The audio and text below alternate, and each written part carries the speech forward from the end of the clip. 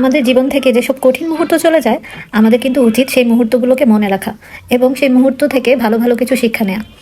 কিন্তু এর মধ্যে অনেকেই আমরা আছি যারা ওই মুহূর্ত কেটে গেলে আমরা ভুলেই যাই যে আল্লাহ আমাদেরকে কত বড় রহমত নিয়ামত দিয়ে ঘিরে রেখেছে, যে আমাদেরকে বিপদমুক্ত করেছে। যাই হোক, আমাদের কঠিন মুহূর্ত পার হয়ে গেলে না, আমরা অন্যের পরিস্থিতি বুঝতে চাই না। তখন অন্যকে নানান কটু কথা শোনাতে আমরা একবারও চিন্তা করি না যে আমরাও হয়তো কখনো সেই পরিস্থিতির মধ্যে দিয়ে গিয়েছি। কিন্তু আমরা তখন ভাবিই না যে ওই মানুষটারও কিন্তু অতটাই কষ্ট হচ্ছে, যেই কষ্টটা হয়তো একদিন আমরাও ফিল করছি। এই কথাগুলো কেন বললাম জানেন?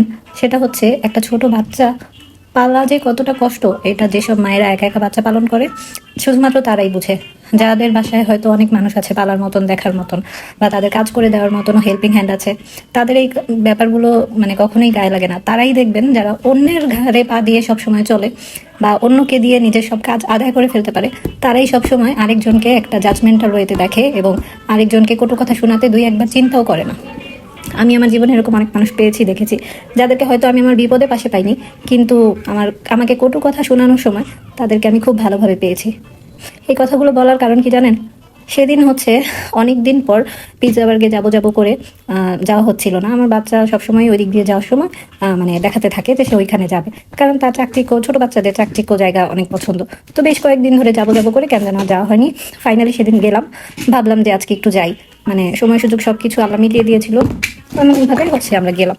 যাওয়ার পরে সে এত বেশি ট্যান্ট্রাম শুরু করে, এত বেশি কান্নাকাটি, মানে হ্যাসেল করা শুরু করে। সে লিটারেলি ওইখানে শুয়ে পড়তেছে, বসে পড়তেছে, কান্নাকাটি। মানে আমরা যে ফুড অর্ডার দিব বা কিছু করবো সেরকম কোনো সুযোগই পাচ্ছিলাম না। এরপরে কি করব, মানে বাধ্য হয়ে আমরা কোনো রকম একটু ফুড নিয়ে তাড়াতাড়ি করে পার্সেল করে বাসায় চলে আসি। সেখানে আর বসাও হয়নি, বাট আমি মানে বাসা থেকে প্রিপেয়ার হয়ে গিয়েছিলাম যে আজকে একটু যাব, একটু মানে ভালো সময় কাটবে। অনেকদিন পর যেহেতু বাসা থেকে বের হচ্ছি বলতে বের তো হয় কিন্তু কোনো কাজে, বাট নিজেদের রিল্যাক্সেশনের জন্য বা একটু ঘোরাঘুরি বা ভালো একটা মোমেন্ট কাটানোর জন্য তেমন একটা বের হওয়াই হয় না, কারণ বাসার মধ্যে অনেক বেশি কাজ থাকে আর বাচ্চা সামলিয়ে সংসার সামলানো সব কিছু আমার একা যেহেতু দেখতে হয়।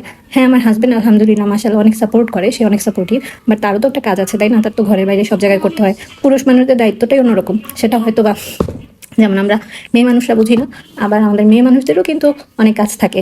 যারা বিশেষ করে হাউসওয়াইফদেরকে আমরা সবসময় মনে করি যে তারা কিছুই করে না, বাট তারাই কিন্তু বিশেষ কাজগুলো পালন করে। সন্তান পালা এতটা সহজ না। তো যাদের সন্তান বড় হয়ে গেছে, যাদের জীবনে সেই কঠিন মুহূর্তটা পার করে ফেলছে, তারা কিন্তু সেই সব দিনের কথা ভুলেই গেছে। কারণ অনেকেরই হয়তো অনেক মানুষজন থাকে যারা মানে তাদেরকে হেল্প করছে, তারা দেখবেন অন্যকে সবসময় একটা জাজমেন্টাল ওয়েতে দেখে। হ্যাঁ, তুমি বাচ্চা এইভাবে পালতেছো, ওইভাবে পালতেছো, আমরা কিরকম করছি, আমার বাচ্চা এমন, আমার বাচ্চা তেমন। আরে আপনার বাচ্চা যেমনই হোক, আপনার বাচ্চা আপনার বাচ্চা আর আমার বাচ্চা আমার বাচ্চা। তো আপনার তো কোনো রাইট নেই যে আপনি আপনার বাচ্চার সাথে আমার বাচ্চাকে কম্পেয়ার করবেন। আমি তো সেটা করতে চাই না। সো এটা কখনোই আপনারা করবেন না। পৃথিবীতে সব মানুষই আলাদা। সো আমি যেহেতু আমার বাচ্চাকে কষ্ট করে পালতেছি, আমি এটা অবশ্যই চাইবো না যে আপনি আমার বাচ্চা নিয়ে খারাপ কথা বলেন, যেহেতু আমি আপনার বাচ্চা নিয়ে কখনোই কটু কথা বলছি না। আপনারা এটা কখনোই করবেন না। যাই হোক, আমার কথা যদি কারো খারাপ লাগে আমি অনেক বেশি দুঃখিত।